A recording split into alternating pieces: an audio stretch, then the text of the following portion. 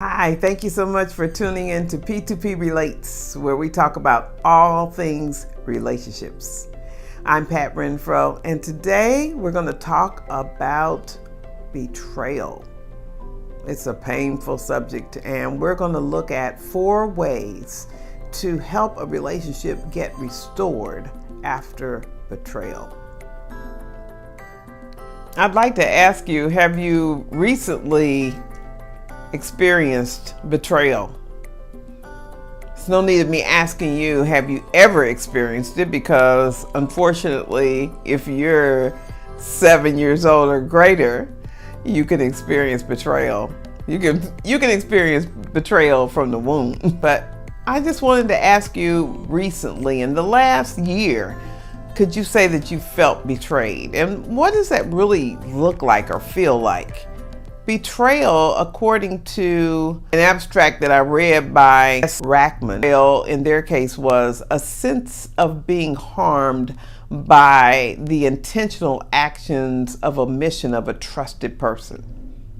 A lot of words. But when I confide in you and then I hear what I confided in you about later from someone else, that's a form of betrayal. And today we're going to be talking mainly about relational betrayal, meaning between friends or between business associates, not so much between married couples. Although betrayal, I'm not talking about infidelity in this particular context. We will address that in future videos. But today I'm going to be talking about when you find out that someone has said or done something to you that leaves you feeling awry, that makes you feel like, wow, why did they do that? And how do we overcome that?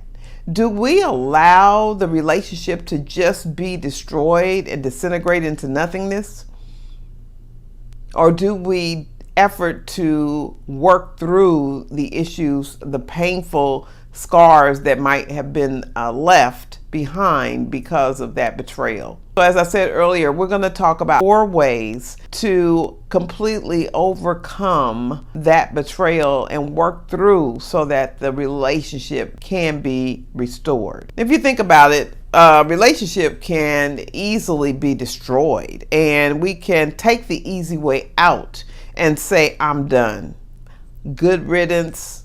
I'm good. I'm out. But it takes character. It takes love. It takes stamina to say, you know what? That mistake happened and it did its damage. But I'm committed, if you're committed, to working through this difficult task. When you think about being betrayed, what did it feel like? How did you initially react when you found out? Is that relationship in existence today?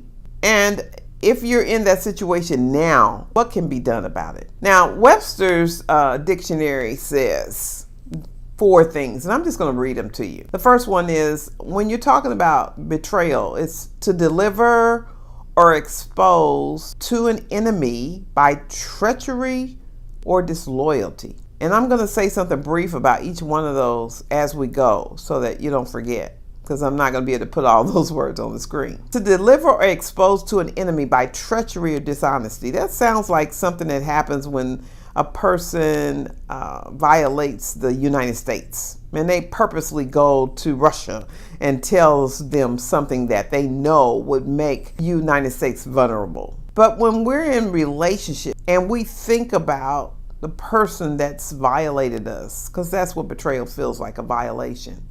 You have to stop and say, okay, what was this relationship prior to the offense? Because that's what betrayal feels like, an offense. And you have to stop and say, okay, what's the probability that the person did this vindictively? They did it to purposely hurt Pat.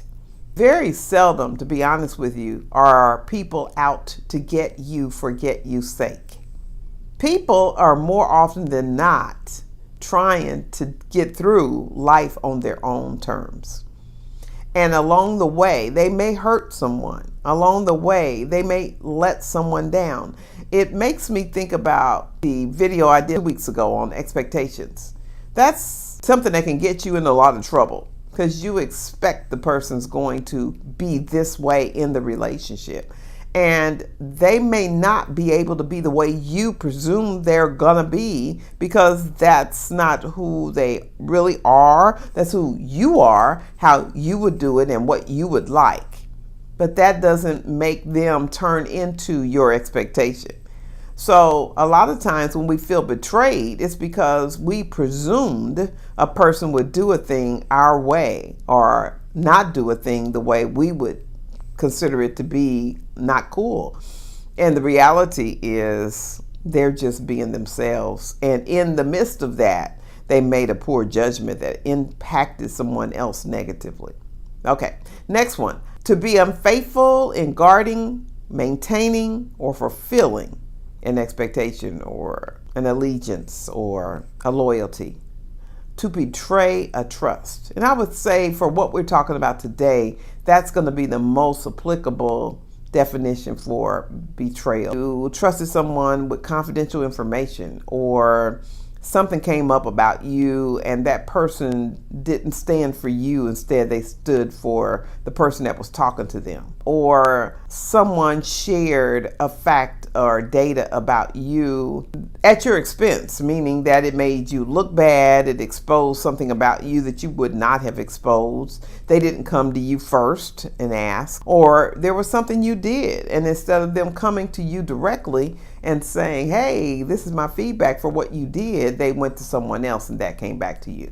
So that's the most accurate definition. And then the last one here that Webster has is to disappoint the hopes or expectations of, be disloyal to betray one's friends. And it's a little bit of that too that we'll be talking about today. So obviously there's many definitions to the word, but you'll be able to see more often than not, people are not out to do it to hurt you.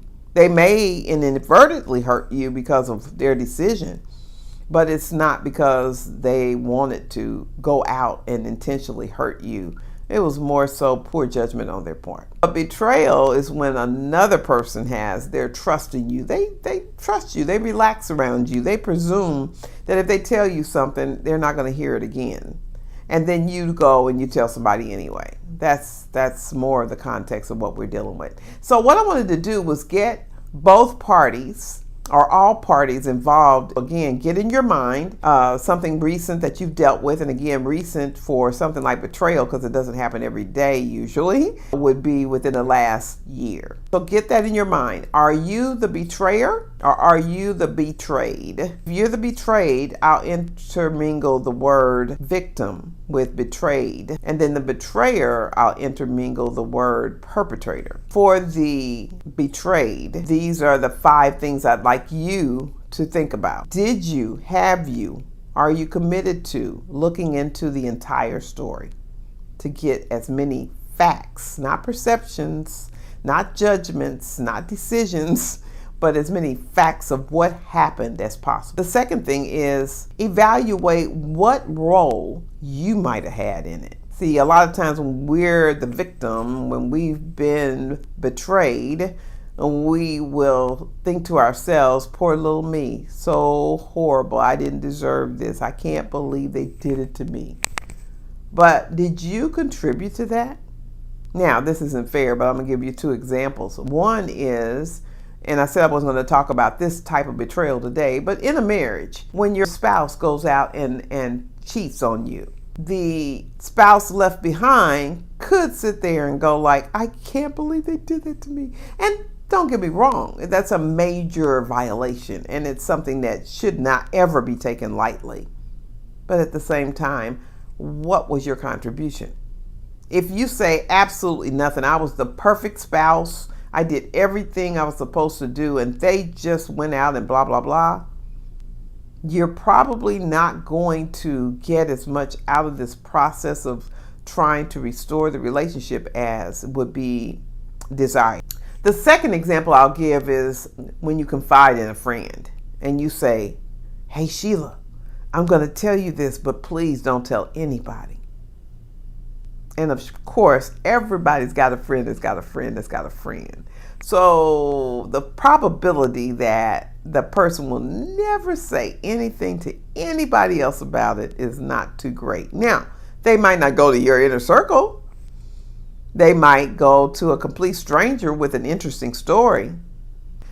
But I'm going to tell you that in society, I believe there's less people in that category than there are people who are going to find somebody to tell. And again, they're not telling to hurt you, but what they do can hurt you. So if you don't want to hear it again, you don't tell it. If you want to make sure it stays where you want it to stay, you keep it there. If you can't keep it, why would you expect them to keep it?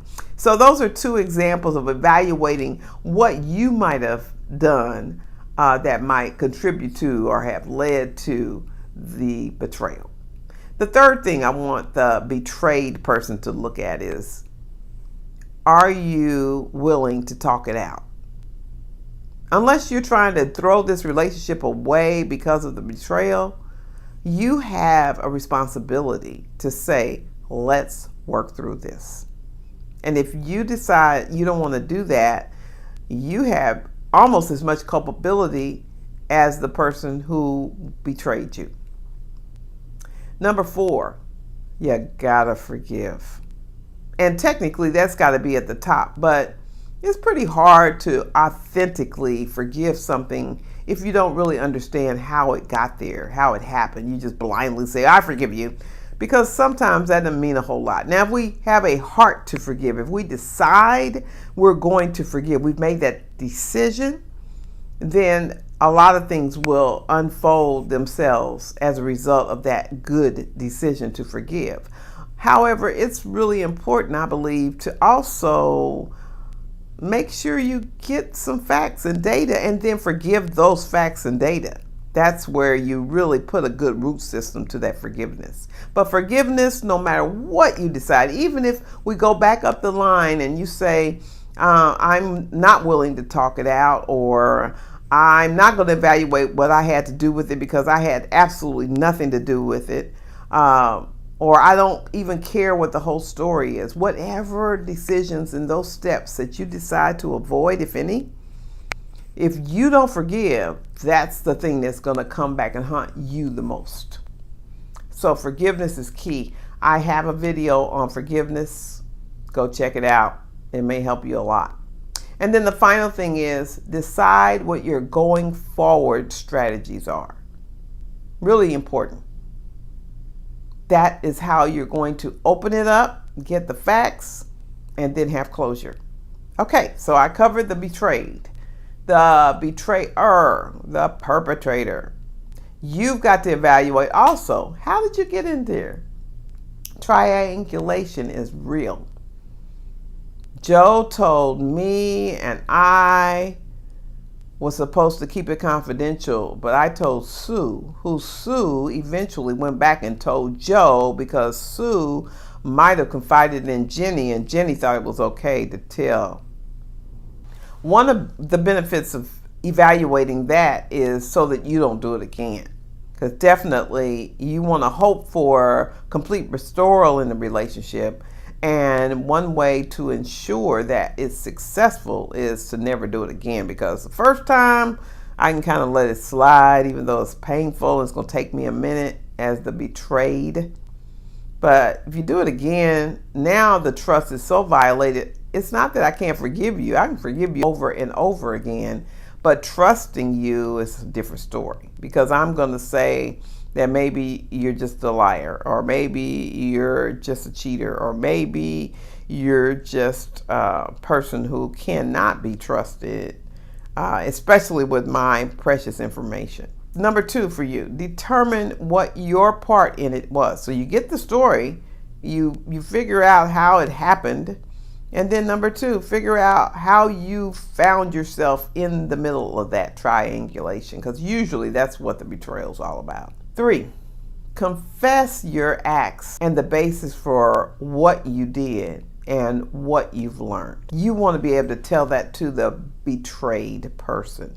They need to understand that you own this poor judgment that you made. Does that mean they've never made a poor judgment? Does that mean that you're just the most horrible person in the world?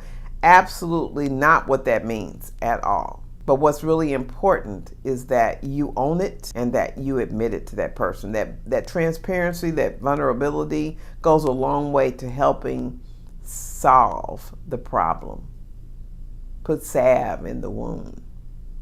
Number 4, decide what you can honestly commit to going forward. Keeping things confidential, not agreeing with someone who's talking against your friend, not getting involved with those people on that level, not having those type of conversations where it's one friend against another, one coworker against another. You don't want to do that. You want to be able to assess, how did I get myself here? What did I do? How can I do it differently next time to avoid this situation? Because it's pretty yucky. And then just like the other person, deciding what going forward strategies look like. And hopefully the two of you come together with that commitment to work through this. Right. So what types of things have you done where now your trust is in question? So hope you'll be willing to do the work, and hope you'll be willing to come back and let's talk more about other relationship issues. In the coming weeks, I will be looking forward to your questions and addressing those issues. At the end of this month, that's what we're going to be doing. We're going to do Q&A. So if you want to chime in, put your comments in the box below, and look forward to seeing you next week when we talk about all things relationships. Bye.